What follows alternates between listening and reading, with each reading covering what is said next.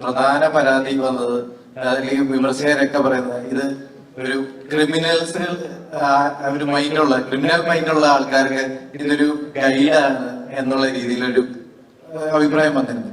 അപ്പൊ ഈ ഒരു തോട്ടിനോട് എന്താണ് പറയാനുള്ളത്? ഈ ചോദ്യത്തോട് അങ്ങേക്ക് എന്താണ് ഉത്തരം പറയാനുള്ളത്? അങ്ങേക്ക് അങ്ങനെ തോന്നിയിട്ടുണ്ടോ? ക്രിമിനൽ മൈൻഡ് ഉള്ളവർക്ക് അത് ആ രീതിയിൽ ചിന്തിക്കാം. അതെ, അതാണ് കാര്യം. ജോർജ് കുട്ടിയുടെ ക്രിമിനലായിട്ട് ഞാൻ ഇതുവരെ ഒരിക്കലും അങ്ങനെ. പിന്നെ ഇതൊരു സിനിമയാണ്, ഒരു മേക്ക് ബിലീഫാണ്. അങ്ങനെ സാധിച്ചു എന്നുള്ള, ഞാൻ 10-20 വർഷം കഴിഞ്ഞിട്ടൊക്കെ പിടിക്കപ്പെടാം. അങ്ങനെ പോലീസിനെ കബളിപ്പിച്ചൊന്നും നടക്കില്ല. ഇപ്പൊ സ്ഫടികം എന്നുള്ള സിനിമ ഇറങ്ങിയിട്ട് ആൾക്കാർ മുണ്ടൂരി പോലീസുകാരെ തലയിൽ ഇടിച്ച് സൂപ്പ് കഴിക്കുക മഴ.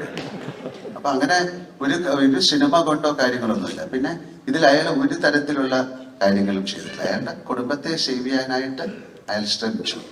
വളരെ ഡീറ്റെയിൽഡ് ആയിട്ട് പറയുകയാണെങ്കിൽ ജോർജ് കുട്ടി ഒന്നും പ്ലാൻ ചെയ്തതല്ല.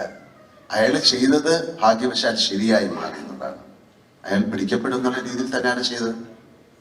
അയാൾ ചാൻസ് എടുക്കുകയാണ്, പോസിബിലിറ്റി. അതിൽ അയാൾ സക്സസ്ഫുൾ ആയി.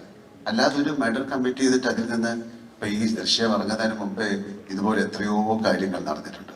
എത്രയോ സാധാരണ പല വീടുകളിലും ഒരു മർഡർ വല്ല നടന്നാൽ ആദ്യം പോയി നോക്കുന്ന സെപ്റ്റിക് ടാങ്കിലാണ്. അവിടെ തന്നെ അവർ പിടിച്ചു. അത് ആദ്യമായിട്ടൊന്നുമല്ല. അപ്പൊ ഈ ദൃശ്യം സിനിമ കണ്ടിട്ട് അങ്ങനെ ചിന്തിക്കുന്നത് ശരിയല്ലെന്ന് എനിക്ക് പറയാൻ പറ്റും. കാര്യം അത്തരത്തിൽ സിനിമ ഇൻഫ്ലുവൻസ് ചെയ്യും ആൾക്കാരെ. അപ്പൊ അതിലുള്ള മറ്റ് ബന്ധങ്ങളെയും കൂടെ നിങ്ങൾ കാണണം എന്ന് എനിക്ക് പറയാൻ പറ്റില്ല. അയാൾ ഒരു ഫാമിലിക്ക് വേണ്ടി ചെയ്യുന്നതാണ്. അയാൾ പറഞ്ഞിട്ടുണ്ടല്ലോ, ഏതറ്റം വരെയും ഞാൻ പോകും. അങ്ങനെ ഒരു ആള് പറഞ്ഞിട്ട് ഒരു മേക്ക് ബിലീഫാണ്. ഇതൊരു കഥയാണ്. അത് നടന്ന സംഭവം.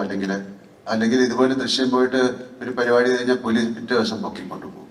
അതുകൊണ്ട് ആരും അതിന് ശ്രമിക്കണ്ട. Thank you.